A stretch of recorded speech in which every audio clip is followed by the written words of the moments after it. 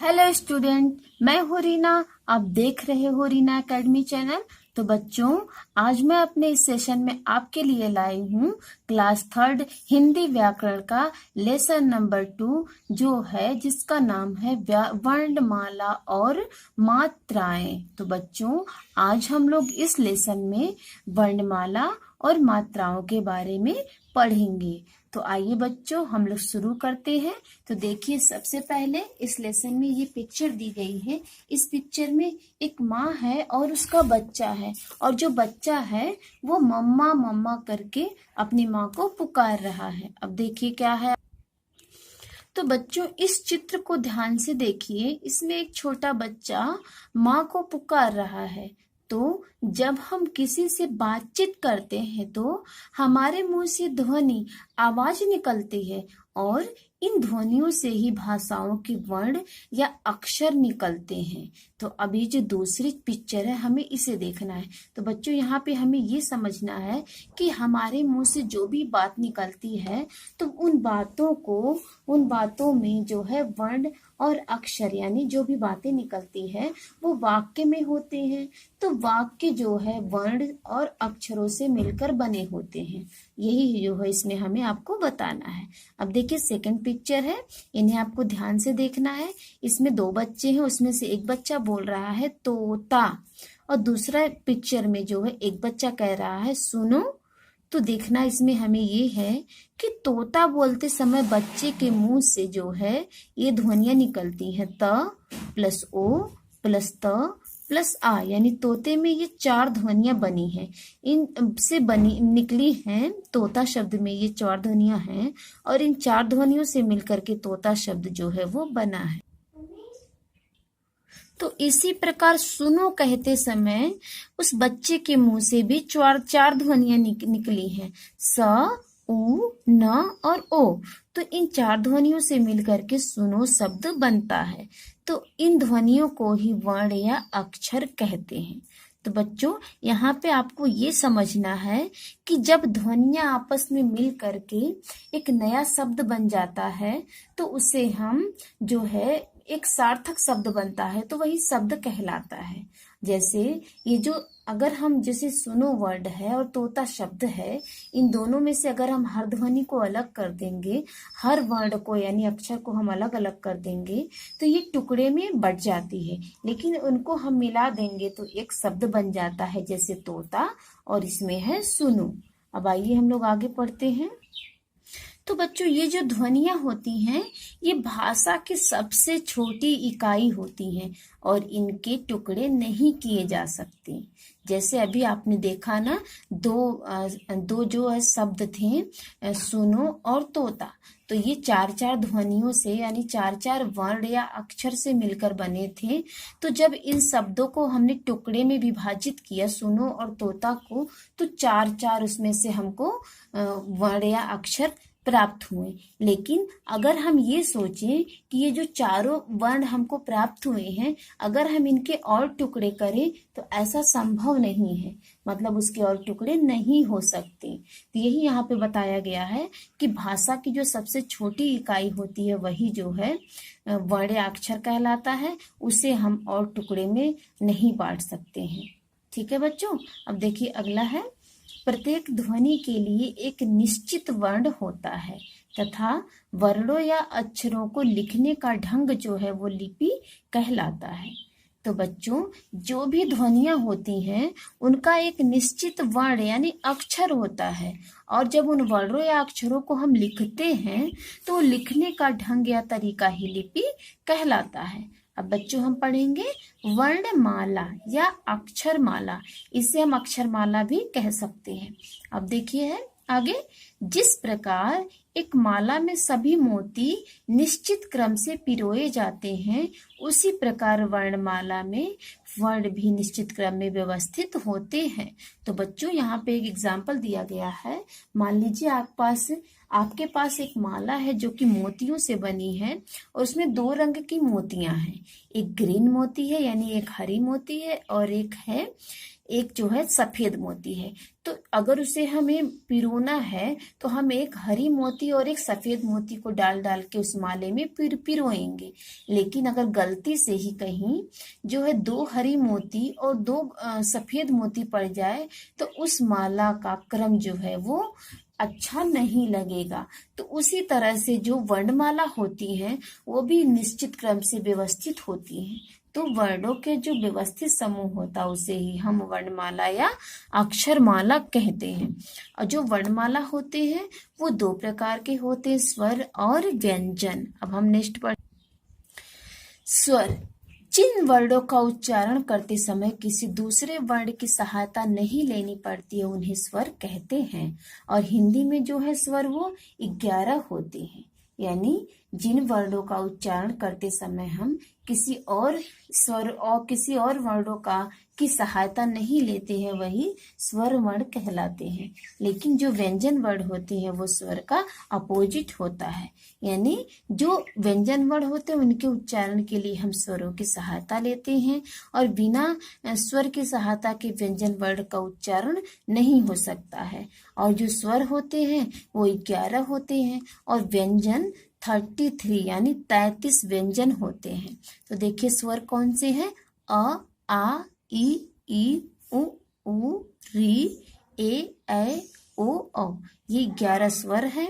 और व्यंजन है क, ख, ग, घ, अंगा, च, छ, ज, झ, इया, ट, ठ, ड, ढ, अड़ा, त, थ, द, ध, न, प, फ, ब, भ, म, य, र, ल, व, मूर्धन्य बड़ा श, सॉरी बच्चों, बड़ा श, मूर्धन्य श, छोटा स, ह। तो बच्चों ये जो 33 यानी 33 जो है व्यंजन ये वर्णमाला में व्यंजन कहलाते हैं। अब अगला है हिंदी में 4 संयुक्त व्यंजन और 2 अतिरिक्त व्यंजन तथा कुछ आगत ध्वनियां भी होती हैं। तो बच्चों आइए हम इन्हें जानते हैं। देखिए संयुक्त व्यंजन जो है 2 व्यंजनों के संयोग से यानी मिलाने से बने होते हैं। तो हिंदी वर्णमाला में 4 संयुक्त व्यंजन हैं, छ, त्र, ज्ञ और श्र। तो जो छ है वो क, मूर्धन्य श और अ से मिलकर बना है और त्र जो है वो त, र और अ के मिलाने से बना है। जो ज्ञ है वो ज, इया और अ के मिलाने से बना है। और जो श्र है वो बड़ा श, र और अ के मिलाने से बना है। अब हम आगे पढ़ेंगे। अब देखिए बच्चों अतिरिक्त व्यंजन हम उसे कहते हैं जो ड और ढ की तरह देखने में लगता है लेकिन उनके नीचे नुक्ता यानी बिंदी लगी होती है और कभी भी इनसे किसी नए शब्द की शुरुआत नहीं होती है। ये हमेशा शब्दों के बीच में या अंत में आते हैं। उसी तरह से देखिए कुछ आगत ध्वनियां भी हैं यानी अतिरिक्त ध्वनियां जिन्हें हम अयोगवाह भी बोलते हैं। जैसे अनुस्वार यानी बिंदु है, जैसे अंक की मात्रा जो होती है वो अनुस्वार उसे कहते हैं, बिंदु कहते हैं।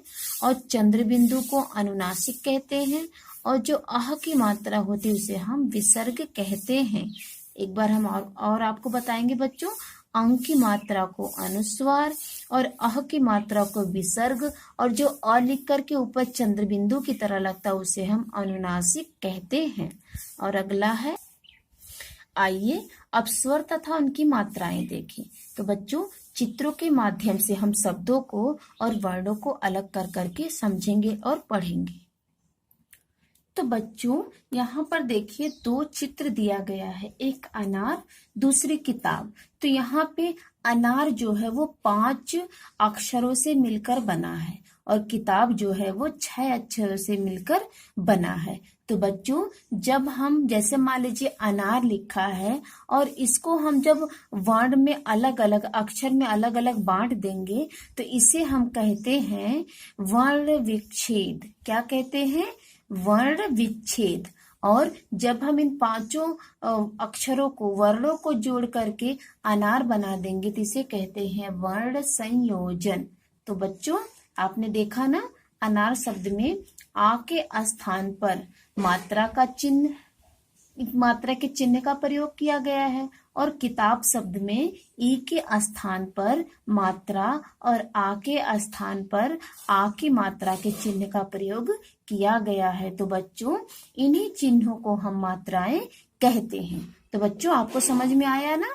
यहाँ पे जो प्लस करके दिया गया है, अनार में न पे आ की मात्रा लगी है, तो उसको जब हम वर्ण में अलग अलग करेंगे तो न में से आ की मात्रा के स्थान पर पूरा आ ही निकलेगा। उसी तरह से किताब में भी क पे ई की मात्रा है और त पे आ की मात्रा है, तो दोनों का अगर हम वर्ण विच्छेद करेंगे तो वो अपने मूल रूप में आ करके अलग होते हैं। लेकिन अगर उन्हें हम जोड़ करके कोई नया शब्द बनाएंगे तो वो जो है मात्रा रूप में आ जाते हैं, यानी चिन्ह रूप में आ जाते हैं। तो बच्चों व्यंजन के साथ स्वर को मिलाने के लिए हम जिस चिन्ह का प्रयोग करते हैं उसे ही हम मात्राएं कहते हैं। अब देखिए आगे है, सभी स्वरों की मात्राएं होती हैं परंतु जो छोटा अ है उसकी मात्रा नहीं होती है, और छोटा अ जो है वो सभी व्यंजनों में मिला होता है तथा बिना छोटे अ के मिलाए व्यंजन वर्णों को बोलने में कठिनाई होती है।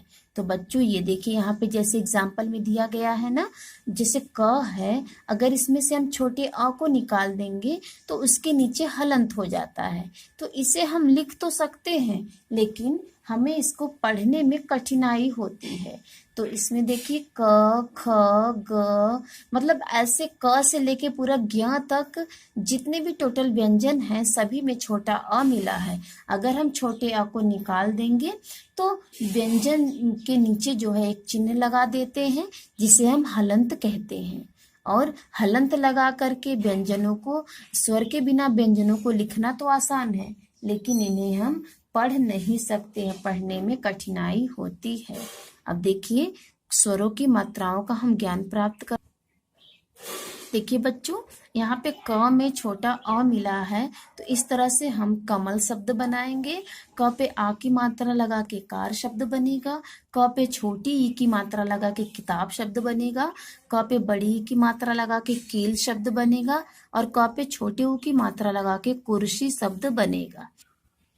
अब देखिए बच्चों क पे छोटे ऊ की मात्रा लगा के कूप शब्द बना, कूप मतलब होता है कुआं, और क पे री की मात्रा लगा के बना कृष्ण, और क पे ए की मात्रा लगा के बना केला, क पे ऐ की मात्रा लगा के बना कैदी, क पे ओ की मात्रा लगा के बना नया शब्द कोयल, और क पे औ की मात्रा लगा के बना नया शब्द कौवा।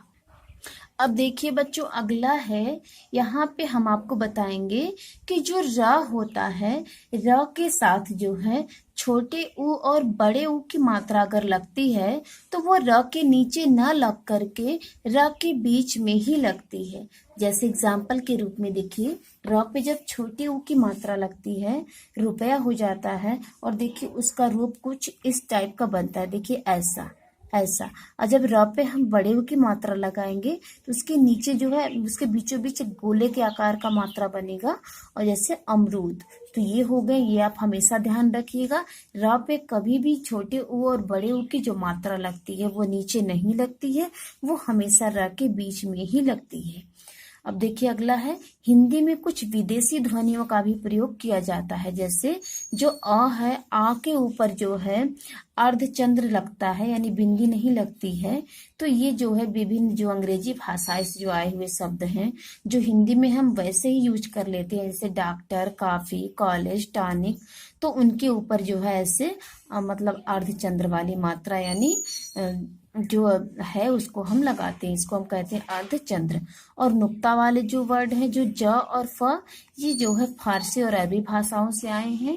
इसमें जो है ज और फ वर्णों के नीचे जो है नुक्ता यानी बिंदु के रूप में हम लगाते हैं, जिसे नुक्ता कहते हैं। एग्जाम्पल है सजा, जख्म, फसल आदि। तो बच्चों ये है कुछ विदेशी भाषाओं से आए हुए शब्द, तो इसे आप लोग जरूर ध्यान में रखिएगा। अब हम लोग इसकी एक्सरसाइज करें। अब बच्चों अब हम करेंगे एक्सरसाइज यानी अभ्यास कार्य। तो इसमें सबसे पहले है बहुविकल्पीय प्रश्न। तो इसमें 4 ऑप्शन दिए गए, इसमें से सही ऑप्शन पे आपको सही का निशान लगाना है। तो पहला है सबसे छोटी ध्वनि को कहते हैं वर्ण, यानी पहला सही है। ख वाला है। सुनो शब्द में स के साथ उ तथा न के साथ ओ चिन्ह लगे हैं, तो इन चिन्हों को कहते हैं बच्चों मात्रा, यानी इसमें तीसरा सही है। अब ग है, अ की मात्रा है, इसमें अ की कोई मात्रा नहीं है, यानी अ की मात्रा होती ही नहीं है, तो इसमें चौथा सही होगा, यानी फोर्थ वाला। और हिंदी में कुल स्वर है, तो हिंदी में स्वर है 11, तो इसमें फोर्थ वाला सही है। अब आगे है बच्चों अति लघु उत्तरी प्रश्न।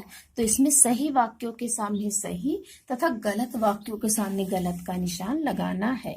तो क है, स्वरों का उच्चारण अन्य वर्णों की सहायता से होता है? नहीं बच्चों, स्वरों का उच्चारण जो है किसी वर्ण की सहायता हमें नहीं लेनी पड़ती है, तो ये गलत हो जाएगा।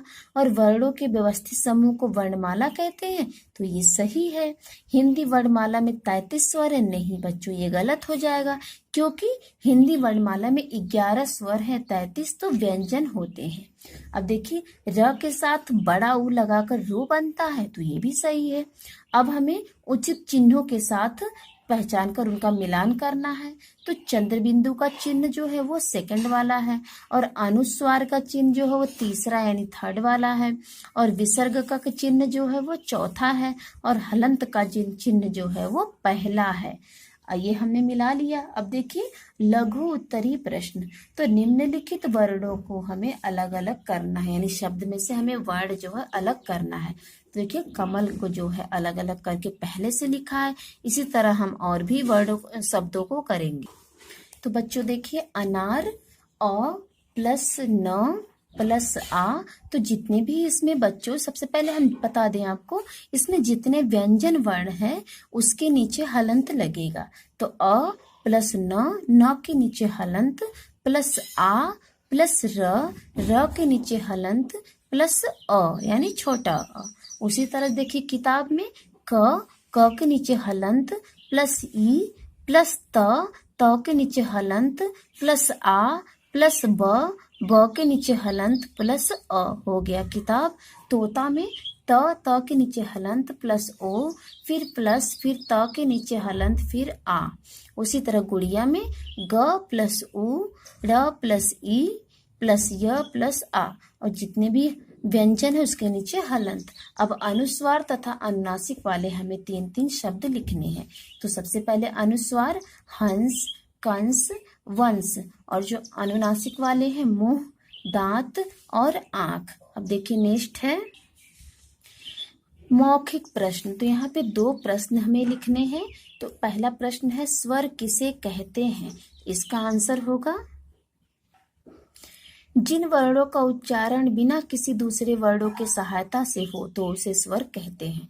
दूसरा प्रश्न है व्यंजन किसे कहते हैं? तो इसका उत्तर होगा जिन वर्णों का उच्चारण स्वर वर्णों की सहायता से होते हैं उसे व्यंजन वर्ण कहते हैं। अब देखिए बच्चों वर्ग पहली में से अनुस्वार और अनुनासिक वाले शब्द को छांट करके हमें नीचे दिए गए जगहों पर लिखना है। तो अनुस्वार वाले शब्द अंक, अंकुर, हंस, पंख, कंस। अनुनासिक वाले शब्द चांदी, बांस, गांव, आंख और कांच। तो बच्चों हमारा लेसन नंबर 2 और उसकी एक्सरसाइज भी पूरी हुई। Okay, thank you.